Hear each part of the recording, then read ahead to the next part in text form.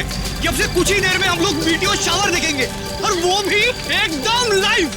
ऐसा पहली बार हो रहा है गाइस, लाइफ में ऐसा नजारा दोबारा देखने को नहीं मिलेगा। ये देखो, अमेरिका में भी शुरू हो गया मीडिया शावर। अरे अब इंग्लैंड के आसमान में भी दिखाई दे रहा है। अगला नंबर हमारे देश इंडिया का है दोस्तों। तैयार हो जाओ आसमान में प्रकृति की आतिशबाजी देखने के लिए। वो देखो, शुरू हो गया।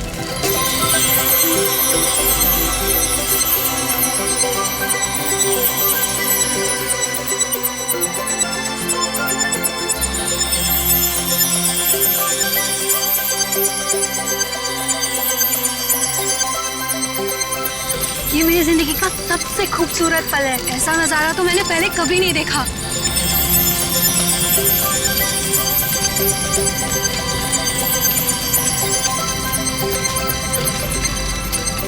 हे गाइस, वो देखो, आसमान से शायद कुछ गिर रहा है। ये कहीं किसी मीटियोर का हिस्सा तो नहीं है? वो देखो, वहां गिरा, चलो देखते हैं। ये था।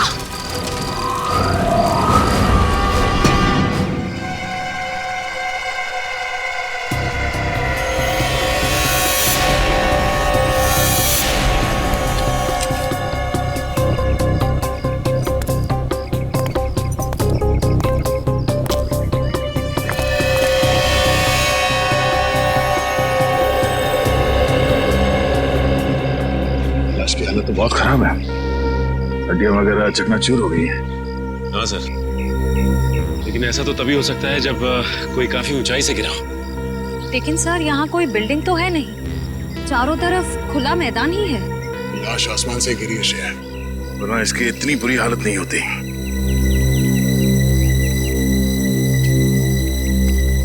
कब हुआ ये, कितने बजे? यही कोई रात 3:15 बजे। हम लोग रात को मीटियोर शावर देख रहे थे, तभी अचानक आकर के कुछ गिरा। और हमें लगा मीटियोर शावर का ही कुछ हिस्सा होगा, लेकिन जब पास जाके देखा तो लाश थी। सर, जब लाश ऊपर से गिर रही थी तब ये जल भी नहीं रही थी। अच्छा, ये केस कुछ ज्यादा ही पेचीदा लगता है। देखते हैं डॉक्टर सालुंके क्या कहते हैं इस लाश को देख के। चलो।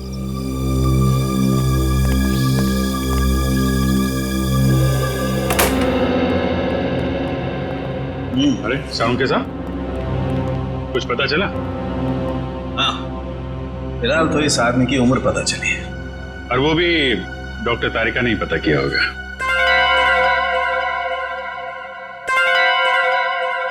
मैंने पता किया है। आपने किया है? जी हाँ। कोई शक है आपको? नहीं नहीं, शक की क्या बात है, आपने पता किया होगा तो ठीक ही किया होगा। वैसे क्या क्या पता क्या किया आपने? पता ये किया कि इस आदमी की उम्र 120 साल है।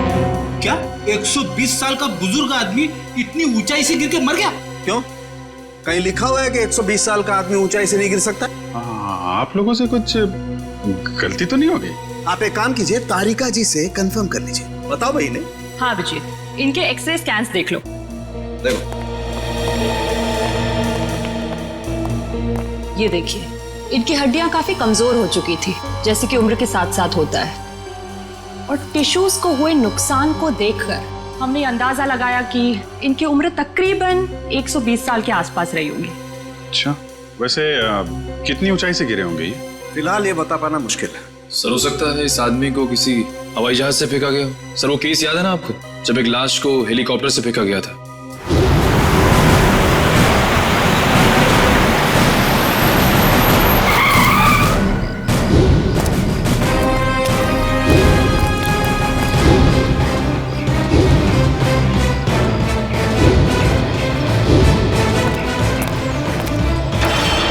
सर, या फिर हो सकता है हॉट एयर बलून से, या फिर स्काई डाइविंग कर रहा होगा। अरे कैसी बातें कर रहे हो तुम लोग यार, 120 साल का बुजुर्ग आदमी स्काई डाइविंग करेगा, हॉट एयर बलून से कूदेगा? वैसे भी हमें वहां पे कोई पैराशूट वगैरह तो मिला नहीं था।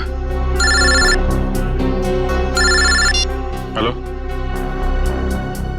जली हुई चीज समुद्र में गिरी है, लाश के पास वाले इलाके में? ठीक है ठीक है, पहुंचते हैं हम।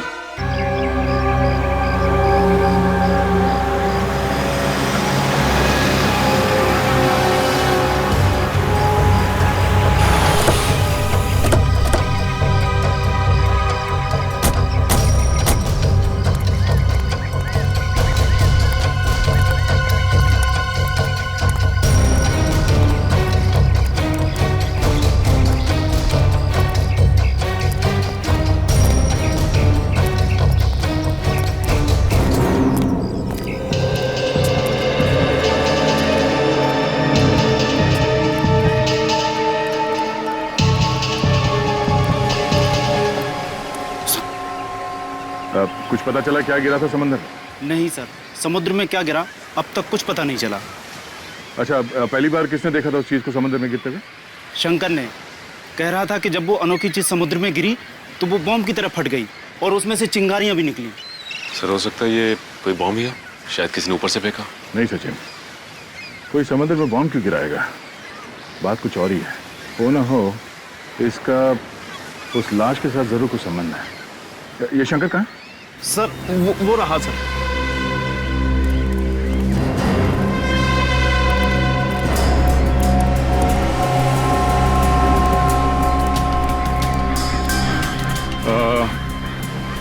तुम शंकर हो? जी मैं शंकर। हम लोग सीआईडी से हैं। एग्जैक्टली हुआ क्या था? सर करीब रात के 3 बज रहे थे। मेरी बीवी जोर जोर से खर्राटे भर रही थी, इसलिए मुझे नींद नहीं आ रही थी। क्या आपकी वाइफ भी खर्राटे मारती है? रेडी, अब अपनी वाइफ की बातें शुरू मत कर देना। हाँ, क्या कह रहे थे आप? नींद ना आ पाने की वजह से मैं कुछ देर बाहर टहलने निकल आया। तभी अचानक मैंने देखा कोई बड़ी सी चीज जोर से छपाक करके समुद्र में गिरी। एक बहुत तेज रोशनी हुई, जैसे किसी ने आग का गोला दरिया में फेंक दिया। सर हो सकता है कि अंतरिक्ष से कोई उड़न तस्तरी गिरी होगी समुद्र में, और वो 120 साल का आदमी वो भी उड़न तस्तरी से ही गिरा होगा, फ्लाइंग सॉसर से। रेडी, मैंने तुमसे क्या कहा अभी? थोड़ी देर के लिए मौन व्रत रखो, समझे? सॉरी। जी कहिए। मैं समुद्र के नजदीक आया, ये जानने लगे आखिर हुआ क्या है। तभी दूर एक आदमी की परछाई दिखाई दी। आदमी की परछाई? तुमने उसका चेहरा देखा? नहीं साहब, अंधेरा बहुत था, सिर्फ परछाई दिखी। वो आदमी समुद्र से निकला और वहां उस तरफ चलकर जाने लगा। फिर क्या हुआ? मैं उस आदमी का पीछा करने लगा क्योंकि मुझे शक था, पर वो आदमी वहां सड़क पर चलकर एक कार में बैठ गया और चला गया। कार का नंबर देखा है तुमने? नहीं साहब, नंबर तो नहीं देखा, लेकिन हाँ वो सिल्वर कलर की बैक्स्टर गाड़ी थी। उसने गाड़ी चाबी से खोली या? नहीं साहब, वो कार उसकी नहीं थी, क्योंकि उसने बहुत तिगड़म करके कार का दरवाजा खोला था। सर फिर तो कार चोरी की होगी। Thank you. अब ये पता करना पड़ेगा कि शहर में कितनी सिल्वर रंग की बैक्स्टर कार है जो चोरी हुई है और उनके नंबर्स क्या क्या हैं। सर स्पेक्ट्रोमीटर टेस्ट की रिपोर्ट आ गई है। देखिए मुझे लाश के कपड़ों में से क्या मिला है। क्या मिला है?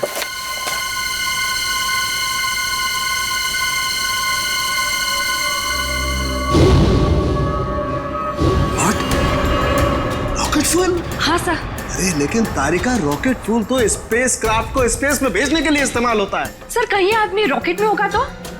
नहीं, रॉकेट में होगा तो भी क्या है, रॉकेट में होने से इसके कपड़ों पर रॉकेट फ्यूल कैसे आ सकता है Tarika? It is not possible. नहीं, ये कुछ और ही चक्कर है। क्या? ओह माय गॉड, ये कैसे हो सकता है? वो कैसा? ये मैंने क्या कर दिया है? अब देखना, वो प्रद्युमन वो मेरी मजाक उड़ाएगा, आग बबूला हो जाएगा मुझसे। यार ये ऐसी गलती मैं कैसे कर सकता हूँ? गलती? कौन सी गलती सर? उस समुद्र में जो खास चीज गिरी थी उसके बारे में क्या पता चला? सर अब तक तो कुछ पता नहीं चला है सर, लेकिन गोताखोर लगे हुए हैं। सर समुद्र का वो हिस्सा काफी गहरा और खतरनाक है, इसलिए गोताखोरों को काफी दिक्कतों का सामना करना पड़ रहा है। बॉस, अभी तो और भी दिक्कतों का सामना करना पड़ेगा। और भी दिक्कतों का मतलब क्या है डॉक्टर साहब आपका? मतलब ये अभिजीत के मुझसे बहुत बड़ी गलती हो गई है। गलती? ऐसी क्या गलती कर दी सर आपने? दया, अगर प्रद्युमन ये वादा करे कि वो मुझसे नाराज नहीं होगा तो मैं बता सकता हूँ। नहीं, अरे मैं नाराज क्यों हूँगा? मैं तो मिठाई बांटूंगा, क्योंकि the great intelligent and genius doctor Salunkhe ने जिंदगी में पहली बार अपनी गलती मान ली। तो डॉक्टर साहब बताइए, क्या गलती की आपने? गलती दरअसल मुझसे ये हुई है कि उस आदमी की उम्र 120 साल नहीं है। क्या 120 साल की नहीं है? नहीं। तो फिर क्या उम्र होगी उसकी? लगभग 50 साल। क्या साळुंखे, तूने 50 साल के आदमी को 120 साल का बना दिया? इतनी बड़ी गलती की तूने? यार दरअसल उस आदमी की हड्डियां तो यही बता रही थी कि उसकी उम्र 120 साल की होनी चाहिए, मगर स्पेक्ट्रोमीटर टेस्ट के बाद उसके कपड़ों पर मिला रॉकेट फ्यूल ये बता रहा है कि ये आदमी 4-5 महीने अंतरिक्ष में रहकर आया है। क्या उसके कपड़ों पर रॉकेट फ्यूल मिला? हाँ, और अंतरिक्ष में हड्डियों की डेंसिटी हर महीने 2% घटती जाती है। मतलब लाश अंतरिक्ष में से गिरी है? नहीं ब्रेडी, लाश अंतरिक्ष से अगर गिरती तो जल जाती, धरती पर पहुंचने से पहले ही उसके चीथड़े उड़ जाते, मगर ऐसा हुआ नहीं। मतलब ये लाश किसी स्पेसक्राफ्ट से गिरा है जब वो धरती पे वापस आ रहा होगा। मगर दया, हमारे देश से कोई स्पेसक्राफ्ट तो किसी इंसान को लेकर अंतरिक्ष में गया ही नहीं। फिर भी अभिजीत, हमें पता तो लगाना ही पड़ेगा कि है कौन ये, और फिर वो गिरा तो गिरा कहां से और कैसे, और ये तो हमें हमारी स्पेस एजेंसी ही बता सकती है। हेलो सर, मैं यहाँ का डिप्टी डायरेक्टर हूँ, हरीश मेरा नाम है। कहिए। हरीश जी, हम यहाँ पर एक ऐसे आदमी के सिलसिले में आए हैं जिसका खून हुआ है, मगर उसने अंतरिक्ष में 4-5 महीने गुजारे हैं।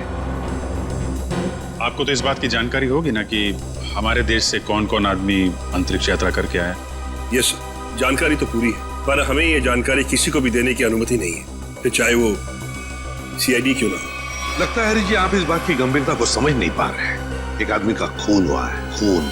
एक ऐसा आदमी जो शायद आपका साथी था, जो आपके साथ उठता बैठता था, हंसता खेलता था, खाता पीता था, और इसीलिए हम ये जानना चाहते हैं कि क्या आपका कोई साथी लापता है क्या? सर, ये जो भी इंसान है ये हमारा साथी हो ही नहीं सकता, क्योंकि अभी तक हमारे देश की तरफ से कोई भी स्पेसक्राफ्ट एस्ट्रोनॉट लेके अंतरिक्ष में गया ही नहीं है। हो सकता है कोई चोरी छुपे गया हो अंतरिक्ष में। नहीं सर, स्पेस को इतनी साधारण जगह नहीं है, हमारी जानकारी के बिना वहां जाना असंभव है, इम्पॉसिबल। अच्छा, आपके स्टाफ में से ऐसा कोई आदमी है जो आज काम पे नहीं आया? सर, विशाल सर काम पे नहीं आए हैं। विशाल काम पर नहीं आया? अच्छा, क्या विशाल कभी अंतरिक्ष में गया था? हाँ सर, विशाल सर बहुत साल पहले अंतरिक्ष में गए थे, लेकिन किसी और देश की तरफ से। एक्चुअली सर, वो हमारे यहाँ का हेड इंजीनियर है। यहाँ के हर प्रोजेक्ट की शुरुआत उसी की देखरेख में होती है। 3 साल पहले 5 महीने के लिए वो अंतरिक्ष में गया था, जॉइंट नेशन स्पेस प्रोग्राम के तहत। अच्छा, गया था। अभिजीत, सालुंखे ने भी तो यही कहा कि वो इंसान 4-5 महीने के लिए अंतरिक्ष में था। हाँ सर, विशाल सर हमें अंतरिक्ष में जाने की ट्रेनिंग दे रहे थे। और क्या विशाल का कद 5 फुट 7 इंच था? जी। फिर तो सर, जिसकी लाश मिली है शायद वो विशाल ही है। मुझे तो यकीन ही नहीं हो रहा। नहीं हरीश जी, देखिए, जब तक डीएनए मैच नहीं होता हम यकीन से नहीं कह सकते कि वो लाश विशाल की ही है, लेकिन हमें विशाल के सारे मेडिकल डिटेल्स चाहिए और विशाल के घर का पता भी। जी।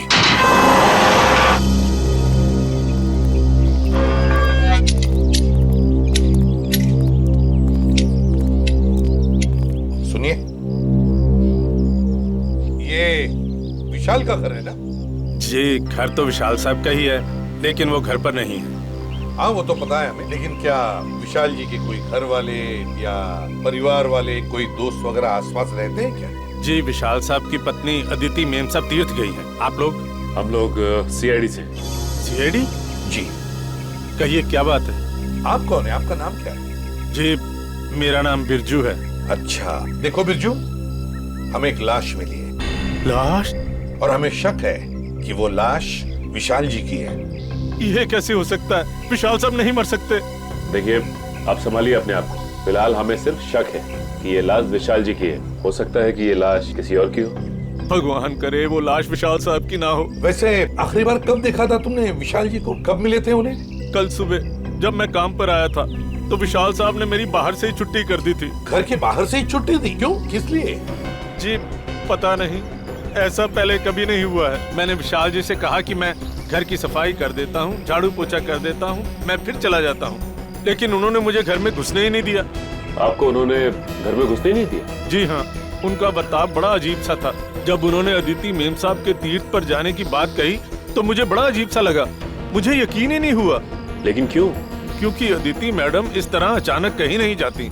अगर वो शहर से बाहर कहीं जाती भी हैं, तो महीनों पहले वो अपनी तैयारी पूरी कर लेती हैं। अच्छा, साहब ने तुम्हें घर के अंदर आने से मना कर दिया। वैसे बिरजू, हम घर के अंदर देखना चाहते हैं। तुम्हारे पास घर की चाबी तो होगी?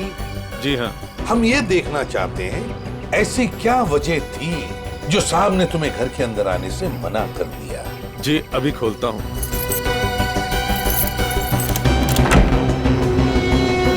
आइए साहब।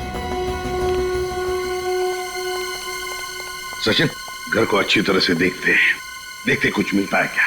चलो।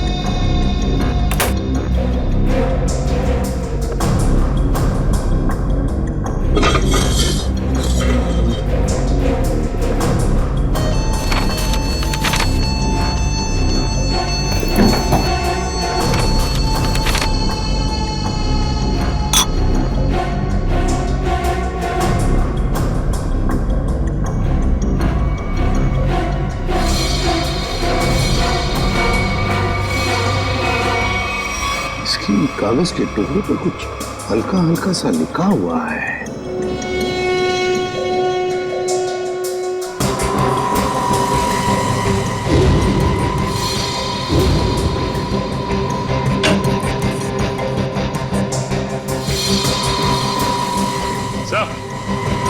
हाँ सचिन, ये देखिए सर, जूतों के निशान। वो इस खिड़की से इस घर के अंदर आया है। उसके जूतों के निशान इस पेपर पे भी है सर। सचिन, घर की हालत को देखकर तो ऐसे नहीं लगता कि घर में कुछ चोरी हुई है, लेकिन जो भी इस घर में इस खिड़की से घुसा है वो या तो इस घर का आदमी है या फिर कोई ऐसा आदमी जो इस घर के बारे में और घर के लोगों के बारे में अच्छी तरह से जानता है और किसी खास मकसद से ही इस घर में घुसा है, किसी खास मकसद से। दया, वो चोरी हुई गाड़ी के बारे में क्या पता चला? सर जगह जगह पुलिस चेकिंग कर रही है, बहुत जल्द गाड़ी मिल जाएगी। साळुंखे, तू यहाँ क्या कर रहा है? वो लगता है फिर से गलती करके आ गया ये। यार प्रद्युमन, तुम कभी सुधरोगे नहीं क्या यार? अरे यार नहीं, कोई मजाक नहीं, ठीक है। आगे से तुम किसी ऐसे इंसान से काम कराओ जिसने अपनी जिंदगी में कभी कोई गलती नहीं की। मैं जा रहा हूँ, बाय। अरे सर, डॉक्टर तारिका। क्या? मेरे कहने का मतलब है सर कि तारिका जी अकेली पड़ जाएंगी अगर आप चले गए तो। अच्छा, तो मतलब आपको तारिका जी की फिक्र है, सालुके की फिक्र नहीं है ना? ठीक है, तो मैं जा रहा हूँ, ठीक है, बाय। यार लेकिन जो बात बताने के लिए आया था वो तो बता के जा। वो आप इनकी डॉक्टर तारिका जी से पूछ लीजिएगा। मैं जा रहा हूँ, बाय। अच्छा ठीक है, बाय। 1 मिनट में वापस आ जाएगा। हाँ दया, देखा? देखो दया, मैं ना सिर्फ और सिर्फ तुम्हारी वजह से वापस आया हूँ। हाँ, क्योंकि मैं जानता हूँ एक सिर्फ तुम हो जो मुझे अच्छी तरह से समझते हो, बाकी ये लोग तो मेरी नौकरी छीनने पर लगे हुए हैं। सर वो मैं नहीं, कुछ कहने की जरूरत नहीं है, मैं तुम्हें बहुत अच्छी तरह से समझता हूँ। वैसे समझता मैं इन लोगों को भी बहुत अच्छी तरह से हूँ। वैसे दया, जो बात तुझे बताने के लिए आया था जरा पूछ ले, क्या बात है? अब सर देखो दया, जो लाश आप लोगों को मिली थी ना, उसका डीएनए मैच हो गया है और वो लाश विशाल की है। क्या? विशाल की है? मतलब हमारा शख्स सही निकला? बिल्कुल। और जो जूतों के निशान आपको विशाल के घर से मिले थे वो किसी ऐसे आदमी के हैं जो एक पांव से लंगड़ा के चलता है। ये कैसे पता चला सालुंखे सर? देखो, जब कोई इंसान लंगड़ा के चलता है तो उसका एक पैर पर वजन ज्यादा होता है और दूसरे पैर पर वजन कम होता है, और इसीलिए दोनों पैरों का अलग अलग निशान पड़ता है। वाह सालुंखे साहब, वाह, बड़ा तगड़ा ऑब्जर्वेशन है आपका। Thank you. समझता क्या है? वैसे साळुंखे यार, वो कागज के टुकड़े जो मिले थे विशाल के घर से, उन पर कुछ लिखा हुआ था, वो क्या है?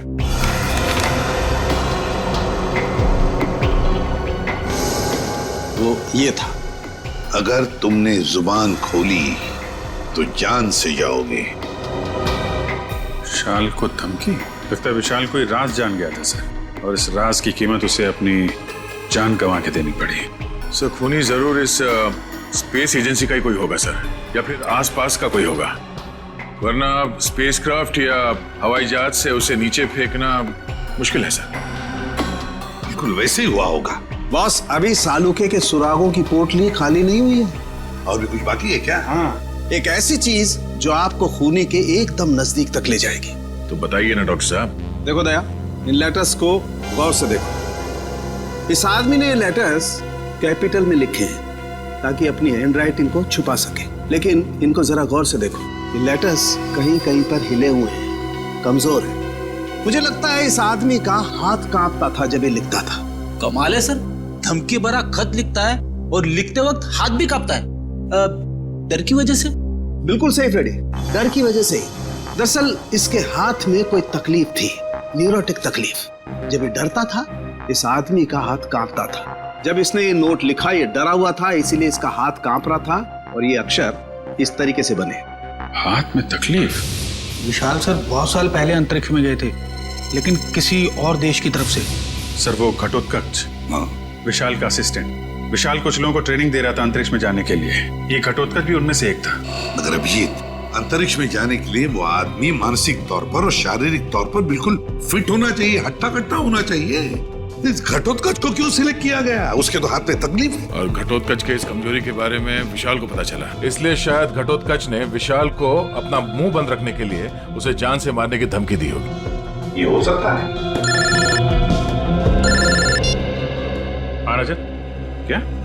देखो, सभी पुलिस स्टेशन में खबर कर दो, उसकी फोटो भिजवाओ, सब जगह नाकाबंदी करवा दो। ओके? क्या हुआ? सर, ये विशाल की पत्नी अदिति, ये किसी तीर्थ यात्रा पे नहीं गई है। उसने किसी भी बस, ट्रेन या फ्लाइट की टिकट बुक नहीं करवाई। वो गायब है। अदिति गायब है? गायब है अदिति? तो फिर ये गई कहां? और फिर विशाल को मारा किसने और क्यों मारा? इन सारे सवालों का जवाब तो अब घटोत्कच ही देगा। घटोत्कच।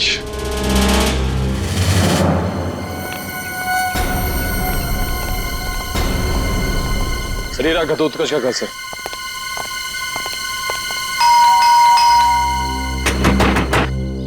दरवाजा खोल ही नहीं रहा है। पीछे से कुछ आवाज है? हाँ।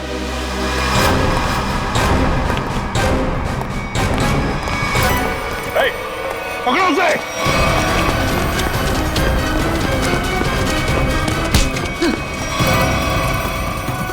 सीआईडी से भाग रहा है? कहाँ भाग रहा है? मुझे छोड़ दीजिए सर, मैंने कुछ नहीं किया सर। कुछ नहीं किया तो भाग क्यों रहा था? मैं जानता था सर कि आप लोग मुझ पे शक करेंगे। आप लोग मुझ पे शक करेंगे? शक नहीं करेंगे तो क्या पूजा करेंगे? हाँ? तुमने विशाल को चिट्ठी भेजी थी ना, धमकी भरी। अगर तुमने अपना मुंह खोला तो जान से जाओगे। भेजी थी या नहीं? बोल। हाँ सर, वो खत मैंने लिखा था सर, लेकिन वो मेरी भूल थी जो मैंने गुस्से में की थी सर। मैंने विशाल सर को नहीं मारा था। ऐसी कहानी हम लोग बहुत सुन चुके हैं, समझे? मैं सच कर रहा हूँ सर, मैं तो 3 दिन पहले विशाल जी के घर पे गया था उनसे माफी मांगने के लिए। तुम यहाँ पर क्यों आए हो? देखिए विशाल जी, मैं आपसे अपनी उस चिट्ठी के लिए माफी मांगने के लिए आया। उस वक्त मैं शराब के नशे में था और शराब के नशे में ही अक्सर सच्ची बात जुबान पर आ ही जाती है। देखिए आप ऐसा मत कहिए, आप न सिर्फ मेरे दोस्त हैं बल्कि मेरे मार्गदर्शक भी हैं। अगर आपने मुझे माफ ना किया तो मैं अपनी नजरों में गिर जाऊंगा। ठीक है, मैंने तुम्हें माफ किया। देखिए आप कुछ परेशान नजर आ रहे हैं। परेशान? नहीं, मुझे काहे की परेशानी है?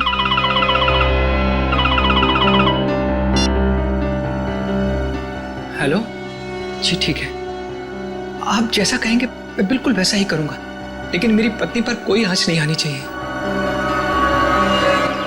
आदिति किडनैप हो गई और फिर किडनैपर आदिति को कोई नुकसान ना पहुंचाए, इसलिए विशाल ने ऐसी कहानी बनाई कि आदिति तीर्थ यात्रा पर चली गई। दया का फोन आ गया। अच्छा, चोरी की गई गाड़ी का पता चल गया। एक्सीलेंट।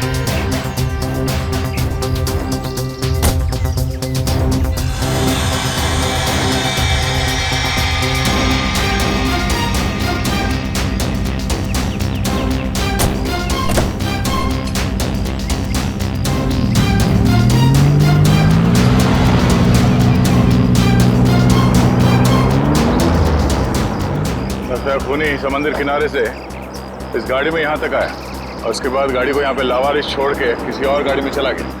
लेकिन सर, गाड़ी में तो कुछ भी नहीं मिला।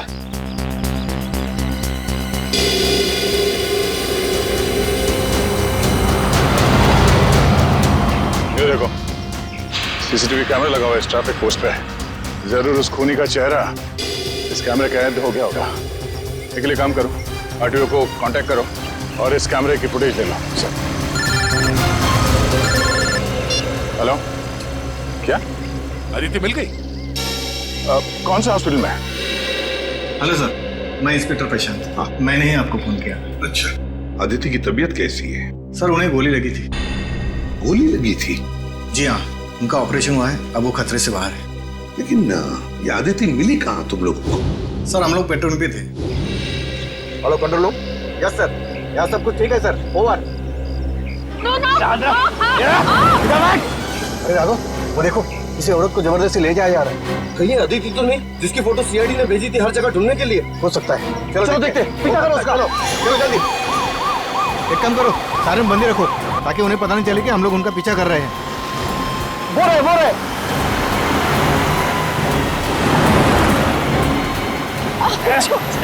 जाने दो मुझे, जाने दो ना मुझे।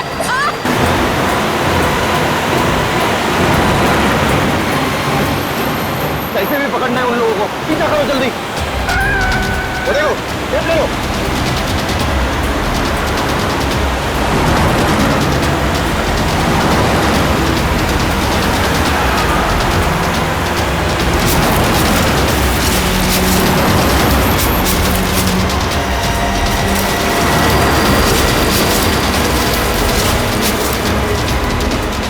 जाने दो ना मुझे।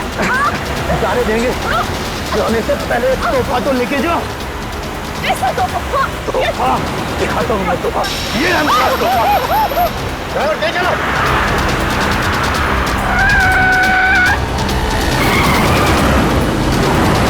और तेज ड्राइवर।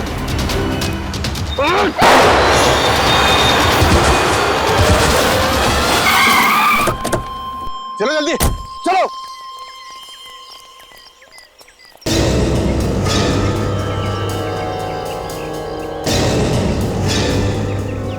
ओह नो, ये तो आदिति ही है। इसे तो गोली लगी है। चलो जल्दी से हॉस्पिटल लेके चलते हैं। चलो चलो। उस कार को हमने रोकने की बहुत कोशिश की सर, मगर हमारा ज्यादा ध्यान अदिति जी की तरफ था, इसलिए वो लोग हमारे हाथ से निकल गए। तुम लोगों ने बिल्कुल सही किया। गाड़ी का नंबर तो नोट किया होगा? नहीं सर, उस गाड़ी की नंबर प्लेट पे मिट्टी लगी हुई थी सर, इसलिए हम लोग आधा ही नंबर देख पाए। Good job. Thank you. हम लोग आदिति से मिलते हैं। जी सर।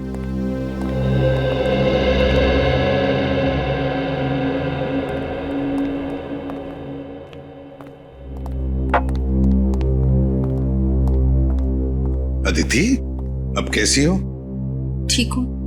आप कौन? मैं एसीपी प्रद्युमन, सीआईडी से। सीआईडी से? मेरे पति कहाँ हैं? बहुत जल्दी आ जाएंगे। बस एक बात बताओ, ये सब कैसे हुआ तुम्हारे साथ? 2 दिन पहले जब मैं सब्जी मंडी से घर लौट रही थी, कुछ लोग मुझे अपने गाड़ी में डालकर साथ ले गए। उनमें से किसी का चेहरा देखा आपने? नहीं, उन्होंने अपने चेहरे पर मास्क डाल रखा था। ओह, मास्क पहन रखा था। वैसे कहाँ लेकर गए वो तुम्हें, कुछ बता सकती हो? पता नहीं, उन लोगों ने मुझे कुछ खिलाकर बेहोश कर दिया था। एक अंधेरे कमरे में रखा था और वो मुझे विशाल के काम के बारे में सवाल पूछ रहे थे। विशाल के काम के बारे में? तो तुमने क्या कहा? मैंने उन्हें कहा कि विशाल अपने काम के बारे में मुझसे कोई बातचीत नहीं करते, लेकिन उन्हें लगा कि मैं झूठ बोल रही हूँ। नहीं आदित्य, देखो अदिति, देखो जिन्होंने भी ये किया है ना तुम्हारे साथ, उनको हम कड़ी से कड़ी सजा दिलवाएंगे, ये मेरा वादा है। आप उन्हें मत छोड़िएगा। वो लोग देशद्रोही है। कुछ देर बाद उनका बॉस भी उसी कमरे में आया और उसने मुझसे कहा कि विशाल मुझसे ज्यादा अपने देश से प्यार करते हैं। मैंने उन्हें जवाब दिया कि मुझे गर्व है कि विशाल पहले एक अच्छे नागरिक है और फिर एक अच्छे पति। बिल्कुल सही कहा तुमने, बिल्कुल सही कहा।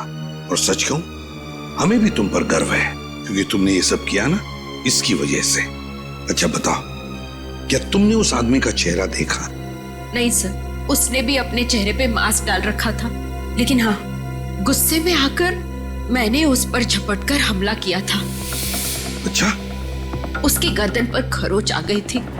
उस आदमी के गर्दन पर खरोच आई थी? तो फिर सचिन, जरूर आदिति की नाखून में उस आदमी की चमड़ी के अंश होंगे। उस आदमी के चमड़ी के अंश होंगे। हाँ निखिल, ट्रैफिक सिग्नल का फुटेज रेडी है? हाँ सर, रेडी है। चलो देखते हैं।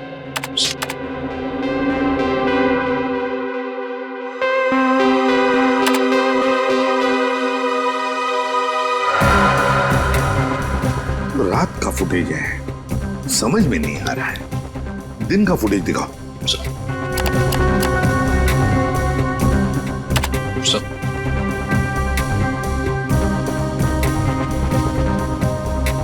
कोई आदमी गाड़ी की तरफ चलते हुए आ रहा है। निखिल, पॉज करो, रिवाइंड करो और फिर से प्ले करो।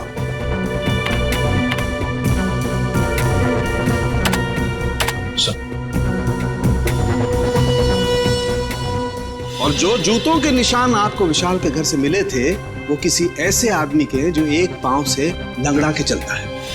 बाएं पैर से लंगड़ा भी रहा है। कहीं ये हमारा खूनी तो नहीं? सर मगर ये आदमी है कौन? इसका चेहरा तो दिख ही नहीं रहा है। पता चल जाएगा फ्रेडी, ये है कौन ये पता चल जाएगा। लाल जूते जो पहने हैं। निखिल, रिवाइंड करो, जूम करो जूतों पर।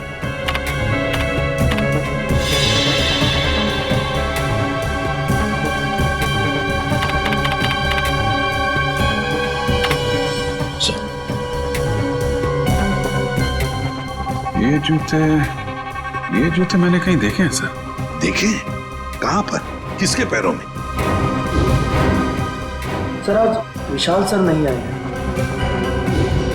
समीर, विशाल का असिस्टेंट सर, और वो लंगड़ा के भी चल रहा था। विशाल का असिस्टेंट समीर। अरे दरवाजा तो खुला ही है। माय गॉड, खून! चक्कर ना रहे ना, लगता है किसी को घसीट के ले जाया गया है यहां से उस तरफ।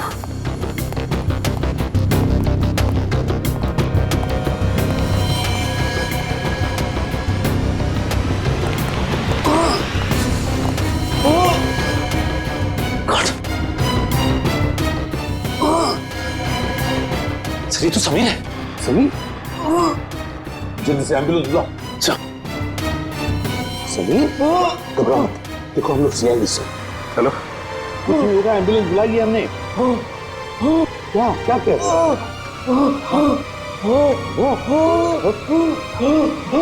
क्या बताओ बताओ। Sameer, Sameer. Okay, thank you sir. Ambulance आ रही है सर। समीर तो मर गया। माय गॉड सर, हम तो सोच रहे थे कि ये समीर ही गुनहगार है, लेकिन यहाँ तो समीर का ही किसी ने खून कर दिया। वही तो, इस शतरंज के खेल का असली खिलाड़ी तो कोई और ही है, कोई और ही है। समीर के घर में से जो डॉक्यूमेंट्स मिले उससे पता चलता है कि समीर विशाल के लिए काम करता था, जासूस था वो विशाल का। दुनिया के सामने समीर विशाल का असिस्टेंट और असली काम जासूसी। एग्जैक्टली। और जब विशाल को पता चला कि स्पेस एजेंसी में कोई गद्दार है जो वहां की खुफिया इंफॉर्मेशन बाहर भेज रहा है, तो बस उसका पर्दाफाश करने के लिए उसने समीर को रख लिया काम पर, जासूस बनाकर। और इसीलिए समीर ने भी हमें कुछ नहीं बताया, क्योंकि विशाल ने उसे ऐसा करने से मना कर दिया था। हाँ, दया जब विशाल का खून हुआ तब शायद समीर तहकीकात करने के लिए विशाल के घर गया। पर जैसे ही खूनी को लगा कि समीर उस तक पहुंचने वाला है, उसने समीर का भी खून कर दिया। बॉस, आसानों के अदिति के नाखूनों में चमड़ी के अंश मिले? हाँ मिले ना, उसके नाखूनों में चमड़ी के अंश मिले। तो जब मैं आप लोगों को बताऊंगा कि उस चमड़ी का डीएनए किसका था, आप लोग दंग रह जाएंगे। डॉक्टर साहब, रियलिटी शो के विनर का नाम अनाउंस करने जैसा सस्पेंस मत बढ़ाइए, नाम बताइए ना प्लीज। बॉस, उस आदमी का नाम है deputy director Harish. Hello sir, मैं यहाँ का डिप्टी डायरेक्टर हरीश मेरा नाम है। क्या? Deputy director Harish? तभी तो समीर मरते वक्त हाँ हाँ हाँ ऐसे कर रहा था। क्या क्या कह रहे? समीर कहना चाहता था हरीश, वो हरीश का नाम लेना चाहता था। Deputy director Harish, space agency का deputy director Harish. Excuse me sir, आप लोग यहाँ? जरा हरीश जी को बुलाइए। कहाँ है वो? सर वो तो कुछ ही घंटे पहले चले गए। चले गए? कहाँ गए, कुछ पता है आपको? नहीं सर, वो बड़ी जल्दी में थे, इसलिए बिना कुछ बताए निकल गए। कोई बात नहीं, हम पता लगा लेंगे। उनके गाड़ी का नंबर दीजिए। जी। हेलो, हाँ बोल रहा हूँ। कहाँ पे? एमआई इलाके में? ठीक है, ओके सर। हरीश की गाड़ी एमआई इलाके में देखी गई है सर। एमआई इलाके में? हाँ सर। शेयर जरा नक्शे में चेक करो, एमआई इलाके में हरीश कहाँ जा सकता है? सर एमआई इलाके के आगे तो बॉर्डर है, हमारे राज्य की सीमा, और ये बॉर्डर एमआई इलाके से 15 किलोमीटर दूर है। तो ये उड़ान भर के हरीश अपना घोंसला कहीं और बनाना चाहता है? और सर उड़ान भरने के लिए पास में ही एक रनवे और एयरफील्ड भी है। फिर तो सर ये शहर से नहीं, देश से बाहर निकलने का प्लान बना रहा होगा। तो चलो इसके प्लान का आज क्लाइमैक्स कर देते हैं।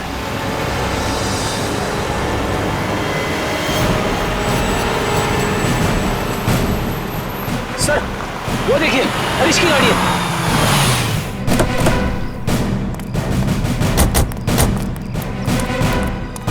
सर गाड़ी तो खाली है सर, तो लगता है भाग गया है हरीश। लगता है वो एयरफील्ड की तरफ गया है। चलो लेट्स गो।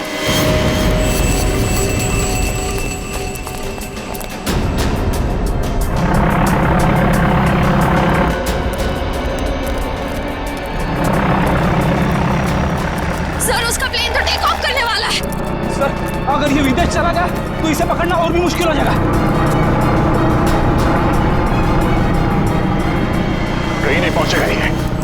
Oh no.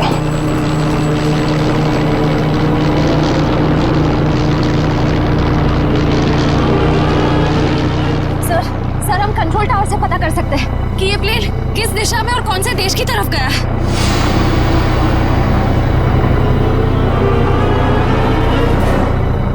पता तो कर सकते हैं श्रेया, मगर क्या सर?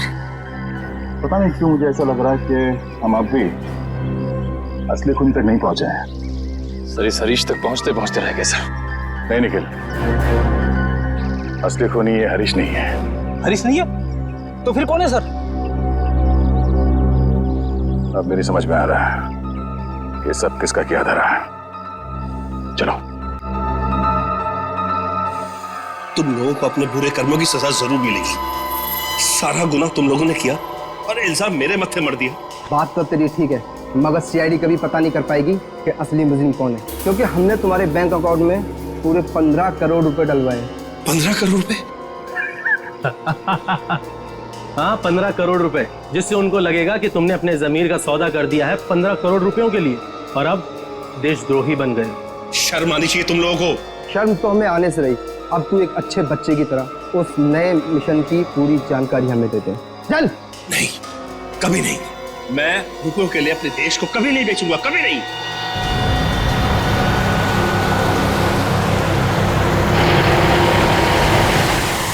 देख, मैं तुझे आखिरी बार बोलता हूँ, बता दे, जिंदा छोड़ दूंगा तुझे, वरना तुम्हारे मरने के बाद वो जानकारी तो हम हथियार ही लेंगे। एक गद्दार की जिंदगी जीने से एक देशभक्त की मौत मरना मुझे ज्यादा गंवा रहा है, समझे तुम लोग? हाँ, मगर अफसोस, कानून और देशवासियों की नजरों में तू हमेशा एक गद्दारी कहलाएगा। नहीं रहेगा। कोई अपनी जगह से नहीं लेगा। या नीचे हाथ खोलो, उठ। बस।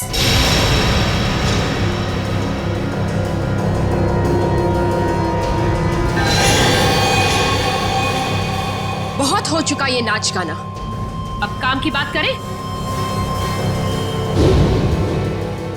हाँ, काम की बात भी हो जाएगी। अदिति, तुम लोग मुझे देखकर चौंके नहीं?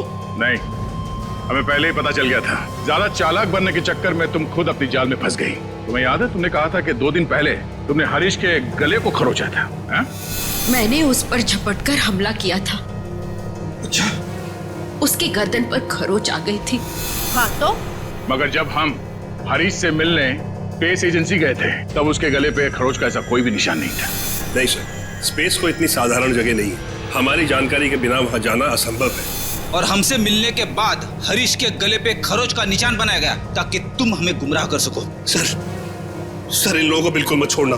इन लोगों के पास देश की एक ऐसी खुफिया जानकारी है जो ये अरबों रुपए में दुश्मन को बेचना चाहते हैं। अपनी जेब भरने के लिए देश की सुरक्षा का सौदा करने चली थी तुम।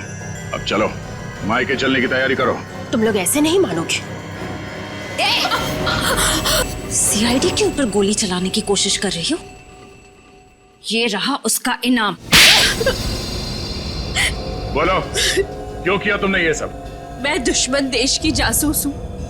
8 महीने पहले मैंने विशाल से शादी की ताकि भारत की स्पेस एजेंसी की सीक्रेट्स और आने वाली प्रोजेक्ट्स की जानकारी मैं चुरा सकूं। मगर तुम्हारे पति विशाल को तुम्हारी हरकतों और हाव भाव पे शक हुआ और इसीलिए उसने तुम्हारे पीछे जासूस लगा दिए। विशाल को सिर्फ इतना ही शक था कि स्पेस एजेंसी में कोई गद्दार है, लेकिन वो ये नहीं जानता था कि गद्दार खुद उसकी पत्नी ही है। जब तुम्हें ये जासूसी वाली बात पता चली तो तुमने उस जासूस समीर को मार दिया और अपने आप को अगवा करने का प्लान बना लिया। क्योंकि मुझे लगा था कि मुझे छुड़वाने के लिए विशाल उन अगवा करने वाले लोगों को वो खुफिया जानकारी दे देगा, लेकिन शायद विशाल को मुझसे ज्यादा देश से प्रेम था, इसलिए विशाल ने उन्हें गलत इन्फॉर्मेशन दी और मुझे छुड़वा लिया। और तुम्हें इस बात का गुस्सा आया और तुमने विशाल को प्लेन से नीचे धक्का दे दिया। हाँ, मैंने प्लेन क्रैश करवाया था और खुद पैराशूट से नीचे आ गई। और फिर तुमने मुझे फंसाने का प्लान बनाया? क्योंकि मैं चाहती थी कि विशाल के खून का और इस सारी गद्दारी का इल्जाम तुम्हारे सर पर आ जाए। मगर तुमने कभी ये नहीं सोचा कि सीआईडी कभी ना कभी सच का पता लगा ही लेगी। तुम इस देश को बर्बाद करना चाहती थी, अब इस देश की खातिरदारी भी देख लो। फांसी के लिए तैयार हो जाओ तुम।